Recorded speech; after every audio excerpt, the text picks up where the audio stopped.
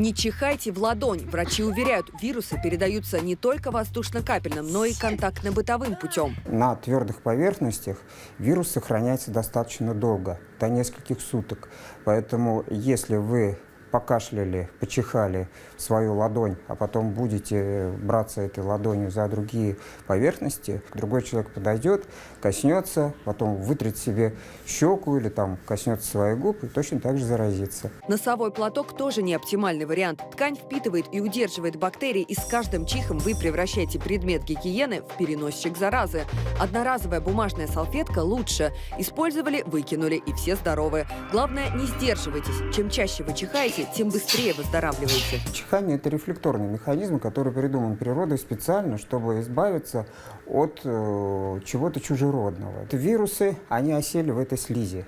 И вы вот эту вот слизь удаляете с помощью чихания. Но это вовсе не значит, что чихать нужно как можно громче и широко открывая рот. Во-первых, это неприлично. Во-вторых, опасно для здоровья. Не чихайте резко и не сморкайтесь резко. Потому что если сегодня воспаление у вас держится на уровне полости носа, ну скажем, и носоглотки, то резкое чихание, резкое сморкание может перевести воспаление на уровень гайморовых пазух, лобных пазух, клеток решетчатого лабиринта и слуховых труб и среднего уха. Что делать, если на вас начихали? Ничего. Специалисты говорят, когда вирус уже попал на слизистую, остается надеяться только на иммунитет.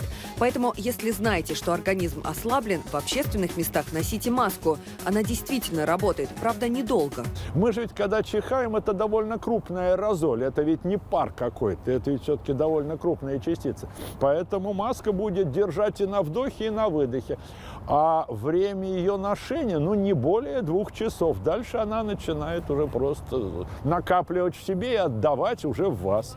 Важно, чтобы в помещении, где вы живете и работаете, была комфортная температура. Если слишком жарко, бактерии и вирусы начнут быстрее размножаться. Если холодно, ваша иммунная система будет работать на износ, пропуская инфекции внутрь. От плюс 23 градусов до 20, то есть когда нам тепло и уютно, иммунная система в полном комфорте, она нормально работает. Скорость распространения инфекций по помещению зависит не только от температуры, но и от влажности. Из-за отопления воздух очень сильно пересушен. В период простуд увлажнитель – настоящая палочка-выручалочка. Если воздух сухой, все вирусы, также и бактерии, они с легкостью перемещаются по помещению. А вот если воздух увлажненный, тогда вирусы, бактерии попадают вот в эту вот взвесь, и, соответственно, им гораздо сложнее уже перемещаться и попадать в нос к другому человеку. Чувствуете, что все-таки простудились? Лучше отлежитесь. Если дома есть кто-то еще, наденьте маску.